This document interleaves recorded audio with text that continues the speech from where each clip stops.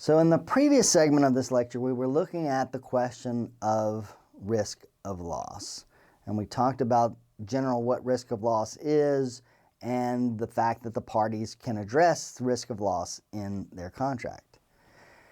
As I mentioned, if the contract doesn't include terms regarding the risk of loss, then the contracting system, the CISG, will provide those terms, those rules that govern the risk of loss. And so we'll talk about 4 of the key elements in the CISG that involve risk of loss.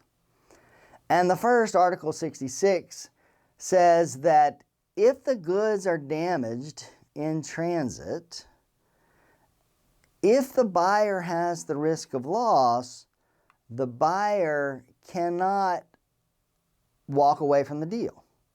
The buyer must pay even for damaged goods if the buyer bore the risk of loss.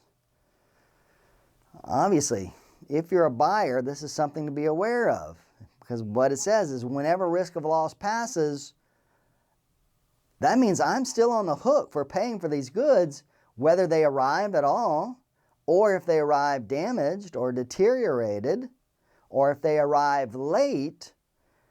The general rule is the buyer must pay for the goods if the buyer had the risk of loss. So if the risk is passed to the buyer, it must accept the damaged goods, the late goods, the deteriorated goods, and pay for them.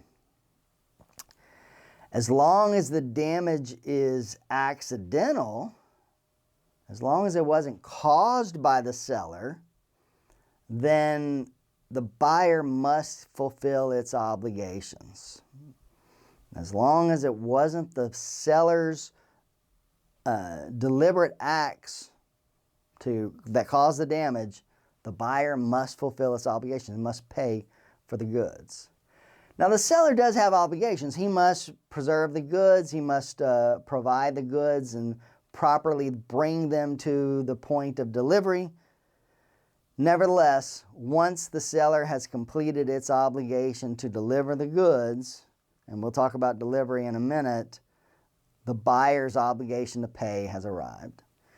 So on your test, if there's a situation and the buyer is required to pay for, there's a contract where the goods arrive damaged, understand that the general rule is the buyer has to pay for those goods unless the buyer protected itself by ensuring that it did not have the risk of loss.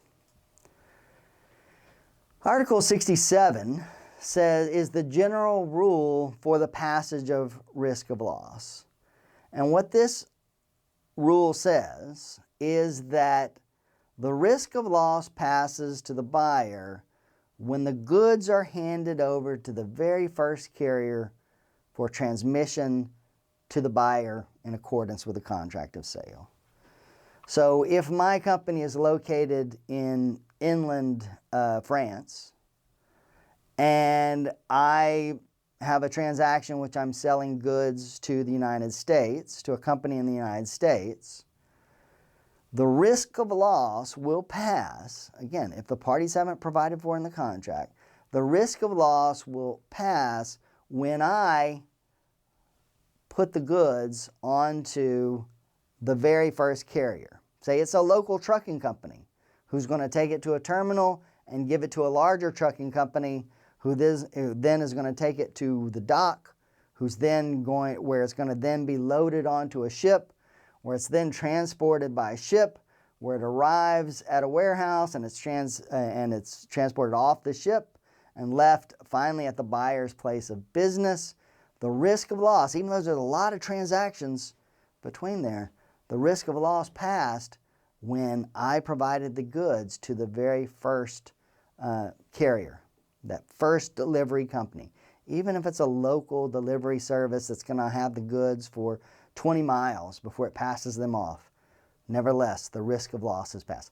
That's the general rule. The general rule says, according to the CISG, if it's a contract for carriage, the goods are going to be carried, then the risk passes when I give them to the first carrier for transmission to the buyer.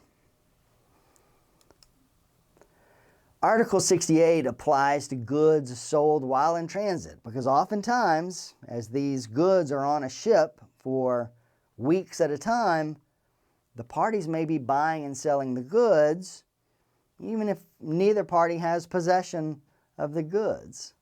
So in that case, when does the risk of loss pass? And what Article 68 says is that when the contract is concluded, when the contract becomes effective, that's when risk of loss passes. I'm not going to ask you about this one, but probably something that you should know for your own sake. Finally, the risk passes to the buyer when the buyer accepts the goods, when the buyer takes over the goods, when they are delivered, or if they're placed at the disposal of the buyer, which we call tender. The buyer must take delivery. If they're placed at the disposal of the buyer, if they are tendered to the buyer, then risk of loss passes at that point.